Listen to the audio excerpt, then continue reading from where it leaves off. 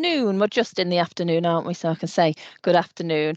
I'll start to share my screen in a moment. Just to introduce myself, my name's Amanda Wright.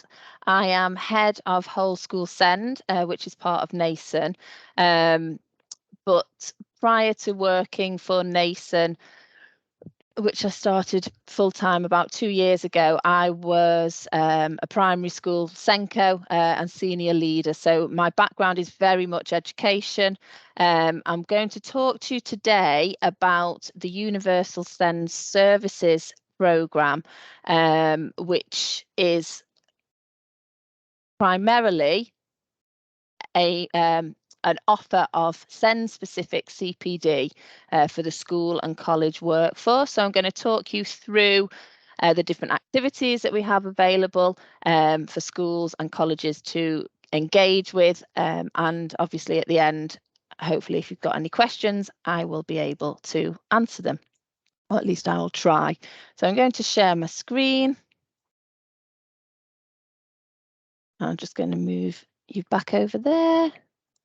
Okay, Christina, is that okay? Is my screen, the presentation on? My mute button is a bit sticky. Yes, it works perfectly. You can see it. Okay, great. So as I said, I'm going to talk to you about the Universal SEND Services programme. It's a DFE funded programme which is held by NASON and the National Association of Special Educational Needs, and Whole School Send are the delivery arm of NASON. So we are hosted by NASON, but we work with a really broad range of organisations, of people to deliver the Universal SEND Services programme. So on the screen now, you just see the aims of the programme. And the ultimate aim, and I suppose all of the work that we're all involved in, that ultimate aim is to improve outcomes for children and young people with SEND. And for us, we're particularly interested in those children and young people with SEND in mainstream settings. So as we know, there are over 1.5 million school children identified as having special educational needs or disabilities, and over 3/4 of them are in mainstream schools. So our prime audience is mainstream teachers and leaders, so that they can improve their practice around supporting these children and young people. We recognise that there's a lot of good practice out there, and especially in special schools. So what we try to do is to bring the two sectors together to share that good practice, so that the special schools can share good practice with mainstream schools and vice versa where that happens. So that's the overall aim. And how we're doing this is providing SEND specific CPD and support to school and FE workforce, so that they're able to identify and meet a broad range of needs earlier and more effectively, and to successfully prepare for transitions into adulthood, including employment. So again, two key themes from the SEND and AP improvement plan. Universal SEND Services programme is referenced in there, and it is the DFE's funded programme to support CPD across the education settings. So we're doing that in partnership. We're not doing it by ourselves. We're doing it in partnership with the Education and Training Foundation and also with the Autism Education Trust. What's happened with the Universal SEND Services programme is that it's brought together 3 separate contracts that were held by the 3 separate organisations up until 2022, and they have now come together under one contract, the Universal Services contract.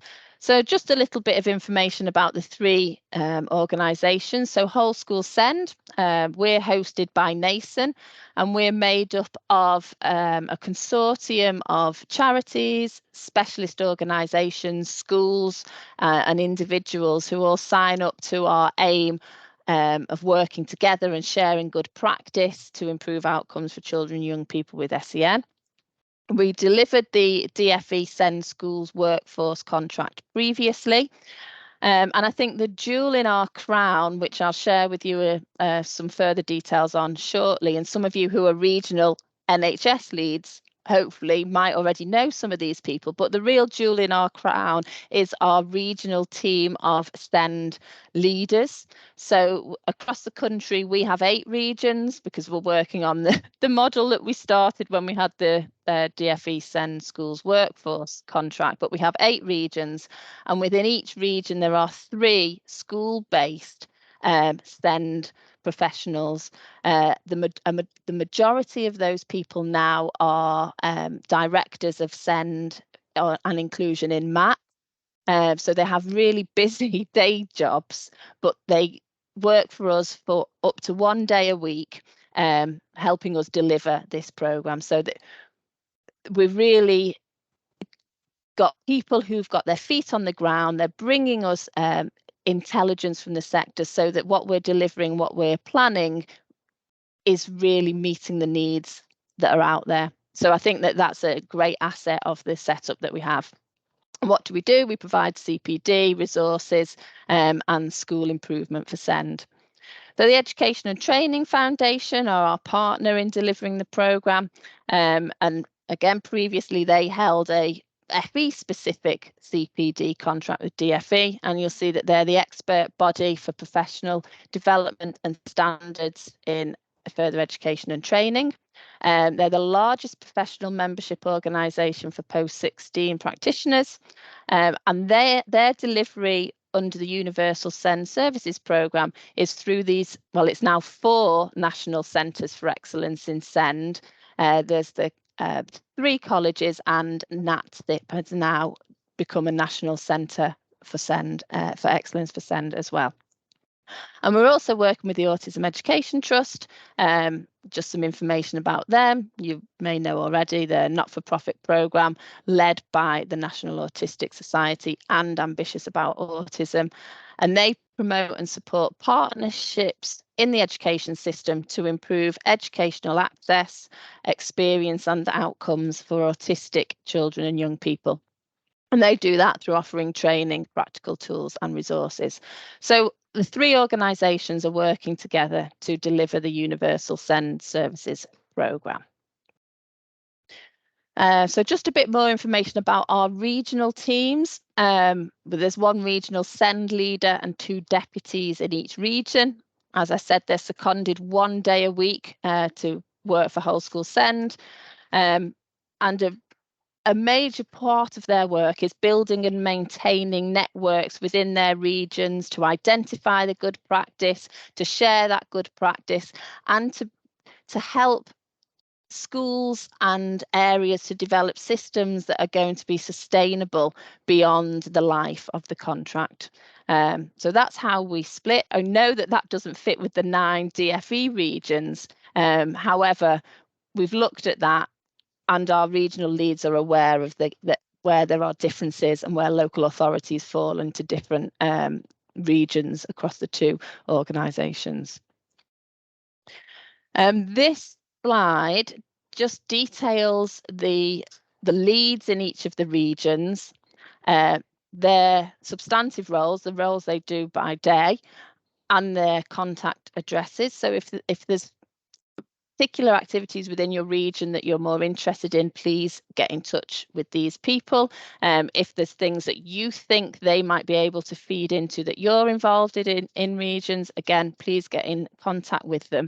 I think we're all in agreement that the collaboration across our different services is going to be a way to drive forward this improvement. So these slides can be shared with you afterwards, so you can get in contact with the people there who are in your areas.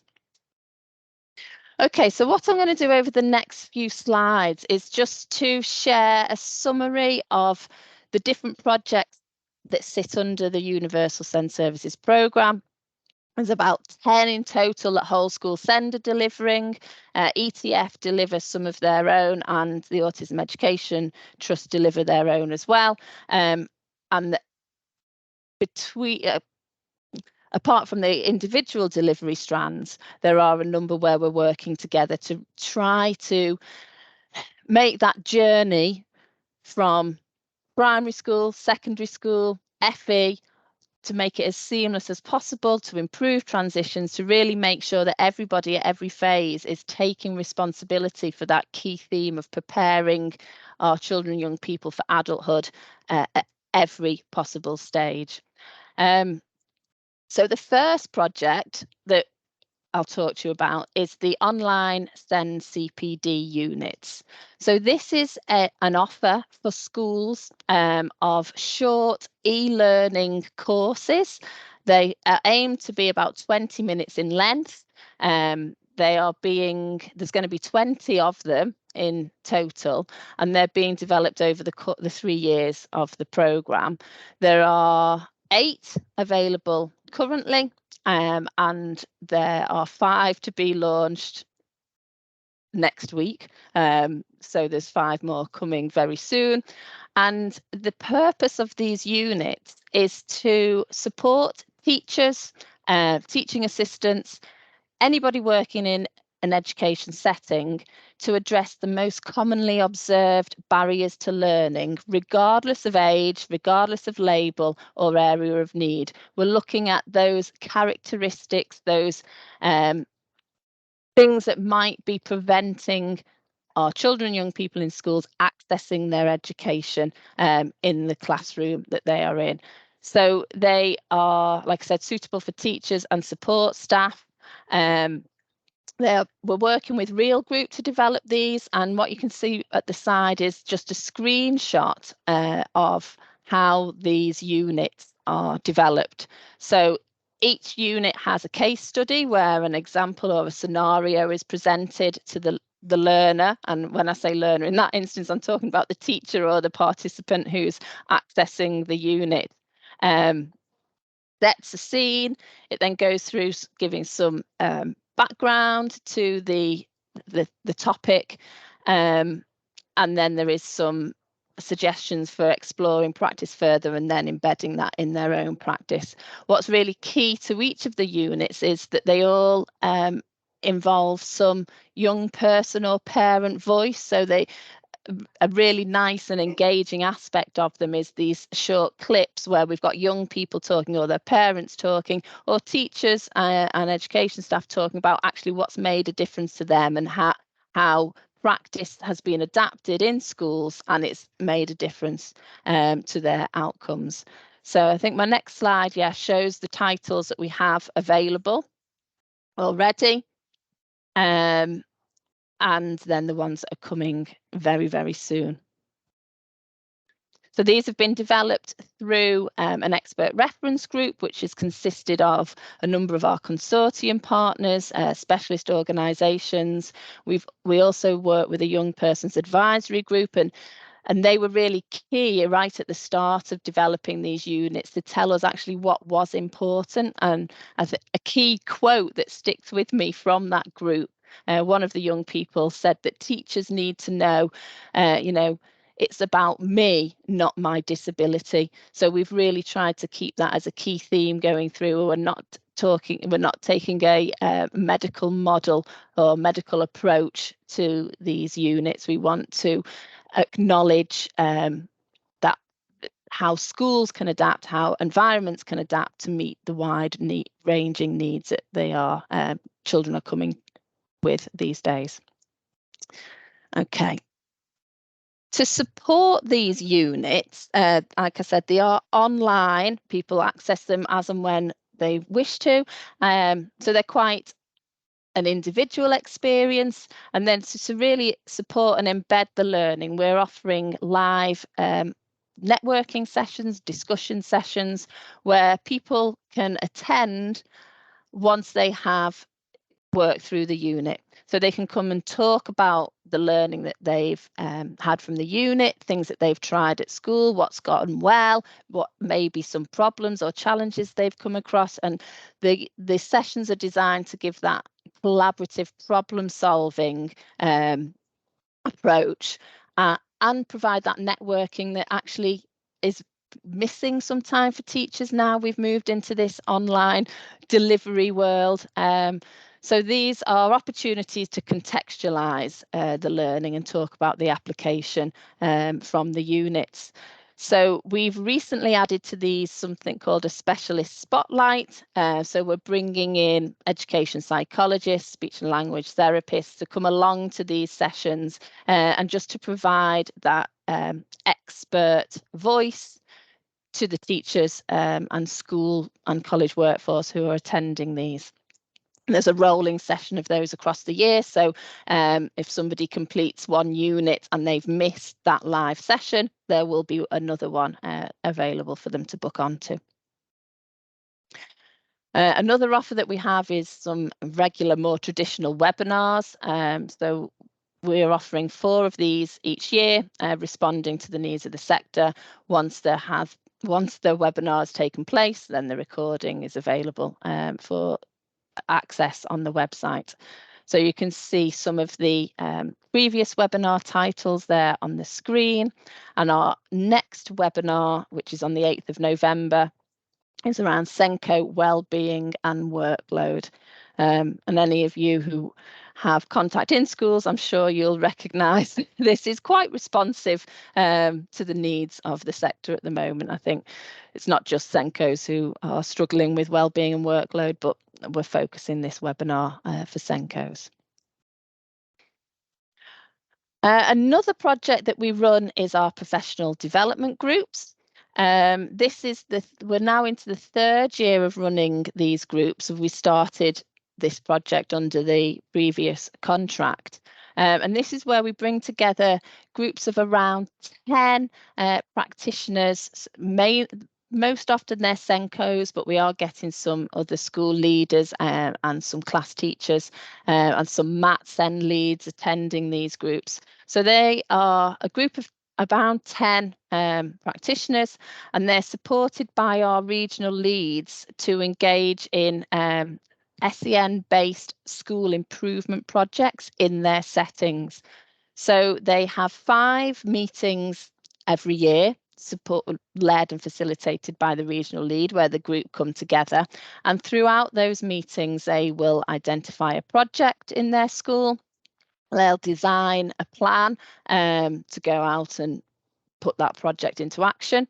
They'll implement the plan, they'll evaluate the plan, and then they'll evaluate the outcomes and the impact of it. And the 5 group meetings are interspersed with up to 3 one-to-one professional conversations with the regional leaders. So this is a really rich and valuable professional development opportunity for schools that is free. Obviously, I didn't say at the start, but hopefully you're aware all of this is free to access for schools because it's funded by DFE.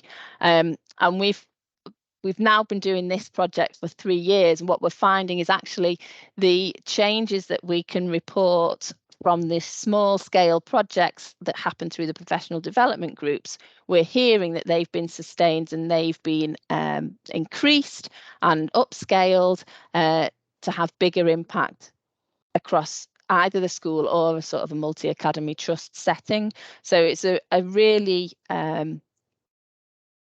fabulous offer that's available for free for schools to engage in. We are working actually with some local authorities who have contacted us and say, we'd be really interested in running this as a local authority. Can you help? And yes, we can. We can work with a group of schools from a local authority. And similarly with MATs, we've just started working with one MAT who are running a professional development group within their MAT. So it's a great opportunity, a really impactful piece of professional development. So here are just some of the outcomes that we've heard from our participants. So they've reported greater staff awareness and confidence in SEND. They've created resources for support staff, and they've reported that they now have more inclusive behaviour policies and some sort of longer term impact. You can see at the bottom that improved SEND governance, which has helped with better Ofsted outcomes and improvements in teaching and learning scores. So we're seeing good impact from these groups, and I think the key to these groups is that the leaders of the schools, the leaders of the MATs are buying into actually we're going to take some action to improve our SEND practice in our setting. So that support, that drive is coming from the top. And just some quotes from participants from the professional development groups. I think my favourite is the one in the top left-hand corner, the most purposeful and useful things that somebody's been part of in their professional career. Interestingly, the feedback from the groups we ran last year, we had a number of participants saying actually having that time and space to focus on the improvement and the improvement project has really supported their mental health and well-being. We all know not just in schools across the landscape, but for the purpose of our programme, schools are such a busy place that actually without earmarking that time for focused reflection on what needs to happen to improve, sometimes it just doesn't happen. So this opportunity really gives those school leaders time to do that, and hearing that it's impacting positively on their well-being was one of those unintended consequences. Actually was nothing we thought about beforehand, but great to hear that that's really supporting schools to make a difference. Another really impactful programme is the peer mentoring programme. Now, this is support for school leaders, so for head teachers or other school leaders on a one-to-one basis. And this is primarily for schools that have been categorised as requires improvement by Ofsted with SEN as an area for development. So we've got a sort of a smaller window of schools to work with. There are plenty of them, as I'm sure you'll know, but this offer primarily is for them, so it's quite a closed group. And again, we're delivered by our team of regional leaders. There's 2 schools in each region. It is a focus on mainstream schools, as I said at the beginning, and the school leaders are offered 6 sessions across the year to support with those areas that have been identified in their Ofsted inspection, and to plan school improvement project to really identify and hone down on what it is and how can it be made better. So if you are from local authorities and actually you're thinking, or from other organisations, and you're thinking schools that might fit into this category and would benefit from this support, then please do get in touch with the contact there. They're Malcolm Reeve and Erica Wolstenholme are the leads on this project. I think just we are mindful with this, that when a school goes into requires improvement, quite often they're bombarded with support. So rather than just reaching out to schools themselves, we're keen to connect with local authorities or MATs to actually hear where are the schools that would most benefit from this. So if you do know, then please do get in touch. And there's a couple of quotes from the last round of peer mentoring that just demonstrate the impact of this offer.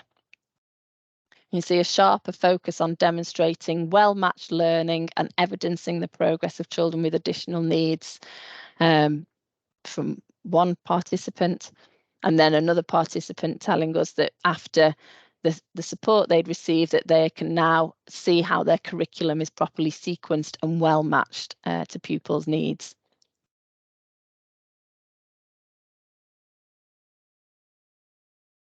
And one of the projects we run, Community Networks, which isn't a school-focused project, and this is about community join-up within regions across a broad range of different groups, and you'll see there some of the groups that we work with. So each of our regions has developed one of these community networks.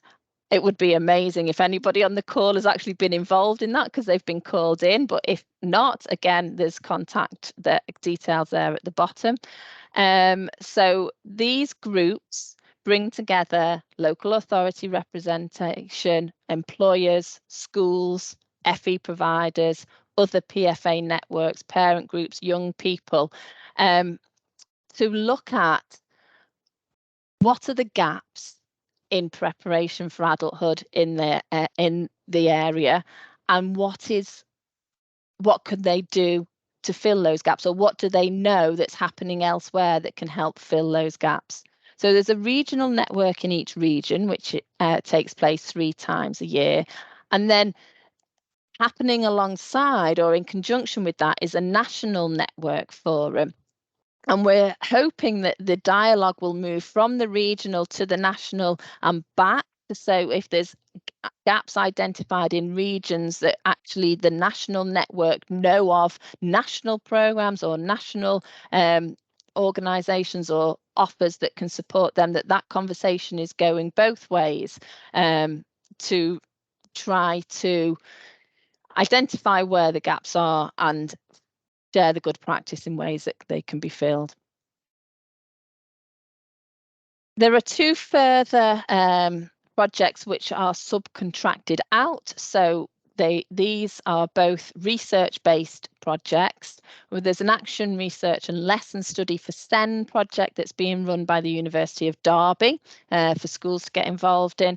And there is an innovation for SEND project, and what that's about is where schools have done something. So a bit like what I was talking about with the PD groups, the professional development groups, if they have implemented a small project in their school and they found that it's actually been really impactful, this innovation for SEND project will help schools to upscale that and share that practice even wider. And part of the Innovation for SEND project, they're going to collate like a directory at the end of that to show all of these scalable projects that have been happening across the country.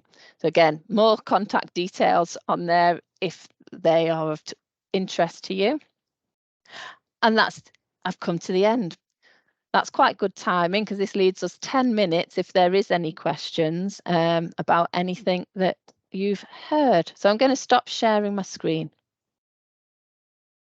Feel free to put your cameras on if you wish. Thank you, Amanda. Jane. We've got one question in the chat. I don't know if you can see that. Yeah, I can see that. Jane, does the Whole School SEND programme have data on uptake of the offers for each region, and can this be shared with local area partnerships?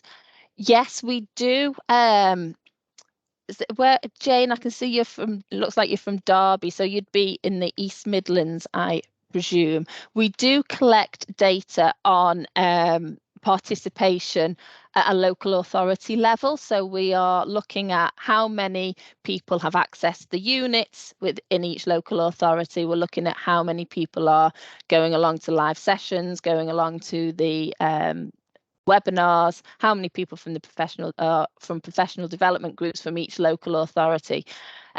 So we do have that information, and if it would be helpful to be shared with the local area partnerships, then yeah, absolutely, we would be happy to share that and look at identifying the colder areas and how we can really work together to target them. I think we're really aware our offer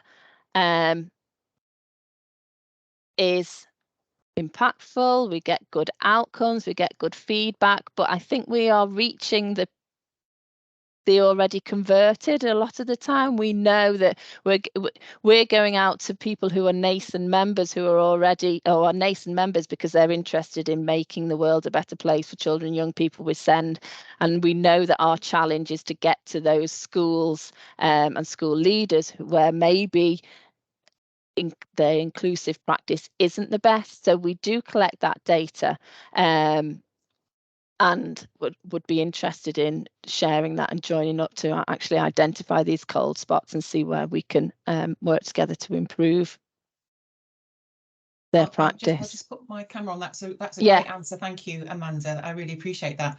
I just feel in my area, I'm not aware that, and maybe it's just it doesn't come to my ears. I mean, lots of things don't. There's such a big forum, but we don't get, it's not mentioned, and I think that's a real shame. And I think it's the local area is accountable and has so few carrots and so few sticks that wherever there are carrots to be offered and promoted that we should be doing that. So it seems a little bit like, even though I'm on the board and various other governance, this never gets discussed as part of ordinarily available. We talk a lot about the workforce, meaning health and social care and education, and we always plug the CDC online support, etc.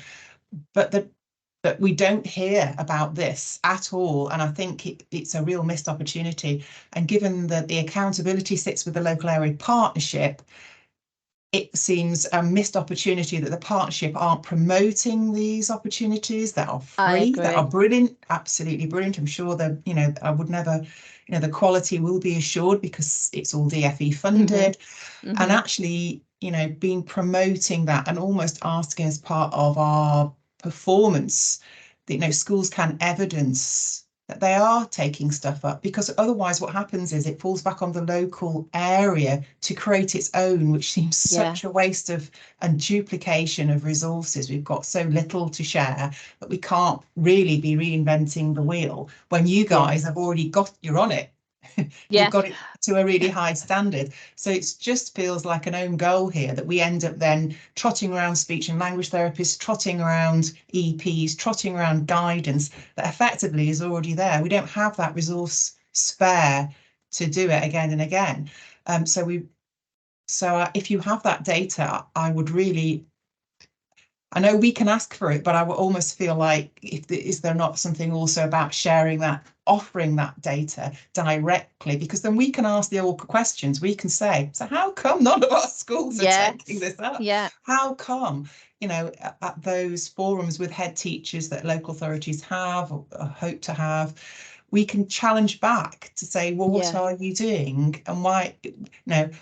We can put up loads of Senko networks, etc., but essentially if some of this has already been covered, why reinvent the wheel? I know I've laboured that point, I know, appreciate it, but no, that's really, if you can have that synergy, that would really help us move on. Absolutely. And I think it might be different in different regions. So through our DFE contract manager, we've been asked to provide that information to the north through their the DFE send lead for the north. Now, I think our regional leads are tasked with trying to make contact with the regional directors. Are they still called that? Has their name changed? The regional directorate. And that's sometimes harder in some regions than others. So the information, I think we can share it in different ways through local authorities. Under our previous contract, we did work directly with local authorities, and that was not part of this contract. And I think there was a feeling that there was a gap there, that we were no longer sort of offering the support direct to local authorities, because they have their own school improvement systems and priorities, and actually if we're not aligned with that, I think you're right, we're missing a trick. So thanks, Jane, that's a helpful suggestion. I've written it down. I'll see how we can get that data out. Thank you. Helen has asked, have we done any work specifically regarding alternative provisions? I think a short answer to that is not yet. We are looking.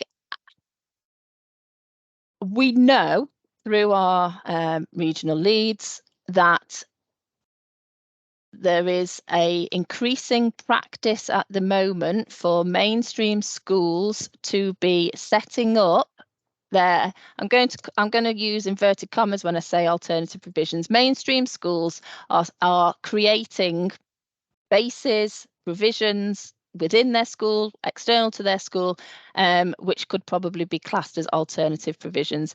And we know that there is mixed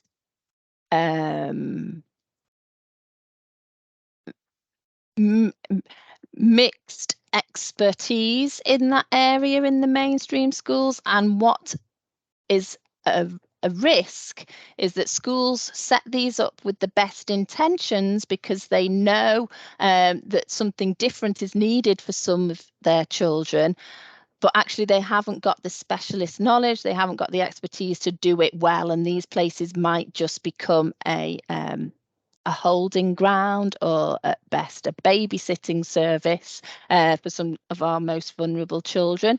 We're aware of that. We are looking at tailoring potentially some webinars later in the later in the academic year, so nearer the summer, but we are mindful of getting the right people to be leading the work on that. I'm working with organisations that sit within our consortium to actually support us with that. Helen, I can see you've just turned your camera on. Yeah, I wanted to say thank you. So in Enfield, we've got that situation you're talking about, and actually I'm from the local authority. So what we're doing is we're trying to work with schools to have a sort of baseline, so that we know that every child who attends an AP across the borough is having a similar experience, to try and do that. But we'd be really happy, obviously, to work with you and think about what that would look like moving forward, so that we have that consistency, and obviously we have your expertise on board. Great, thank you. Hi, Sue. Hello. I'm interested to understand if Whole School Send is going to be an offer that would support the secure school that's opening in Medway. So it's the only secure school in the country that's opening next year. Don't know if you've heard about it. So I'm just wondering how or what the offer might be in there for Whole School Send. I link quite closely with the Senko that's been employed in there, and I'm just wondering whether that would be an offer that their staff could access. There is, all of this is, as long, the only sort of criteria for accessing any of this is becoming a member of NASON. So membership to NASON is free. People sign up, and through signing up they can then access all of, so those online units, and some of them would, you know, would be, I guess, very relevant to the young people in that setting. So signing up to NASON will give you access, will give all of the staff access to those units. They are online and they can just sit and do them. But the other offers, so the professional development groups, I think it could be really interesting for the Senko of that school to be part of one of those groups, and both for her and the support that would give her, but also what the rest of the group could learn from her and the setting that she's in. Absolutely. I mean, it's obviously a really new venture nationally. But you know, I'm always thinking, I sit in a health perspective, but I know that you know, working together with them would be really helpful to. So I will liaise with her and maybe get her to make some contact with the regional. On the slides, Amelia, on each of those. Amelie Thompson. Oh, Amelie. Sorry, Amelie. I've written it down wrong. Amelie. And even the QR slides, the QR code on each of those slides would just take her to the relevant page of the website, and she can click through and follow it. But I think a conversation with Amelie would be great too. They're really experienced, those regional team. They're really supportive. Okay, I'll do that. That's really helpful. Thank you. Okay, Christina, I think we have come to the end of the session. Brilliant, and thanks to all the participants who asked questions and engaged, and a huge thank you to Amanda for a great presentation. We can finish, I think. It's 12:40, so have a 10-minute break, and I think there's another workshop at 10 to 1. Thanks, everyone. Great. Thank you, everyone. Bye-bye. Bye.